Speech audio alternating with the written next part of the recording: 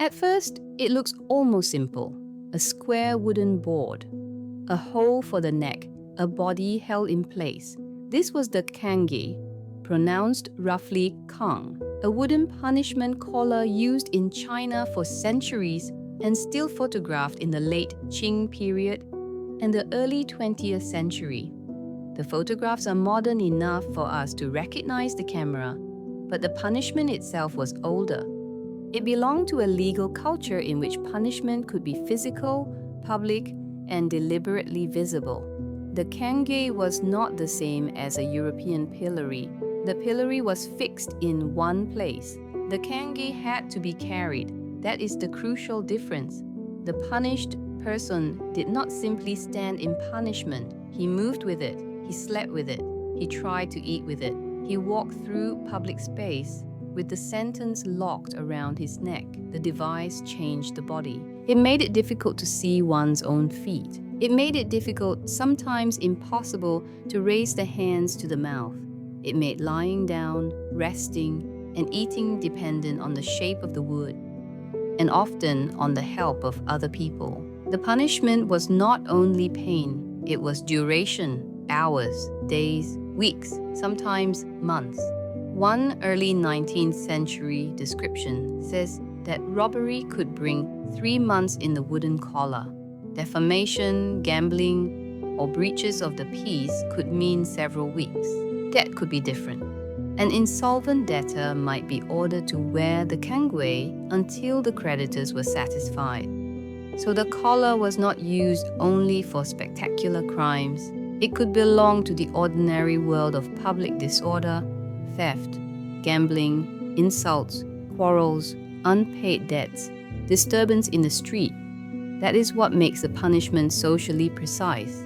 It was not hidden inside a prison. It returned the offence to the public eye, and the board often carried writing. We cannot read every inscription in these photographs.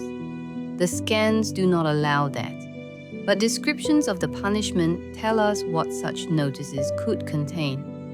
The offender's name, the offence, the length of the punishment, sometimes the place, sometimes the seal of the magistrate. In effect, the board could say, robbery, 3 months, gambling, several weeks, defamation, breach of the peace, debt unpaid. These were not private records stored in a court archive. They were public labels. The body carried the sentence. This is why the cangue was more than a restraint. It was a mobile notice board.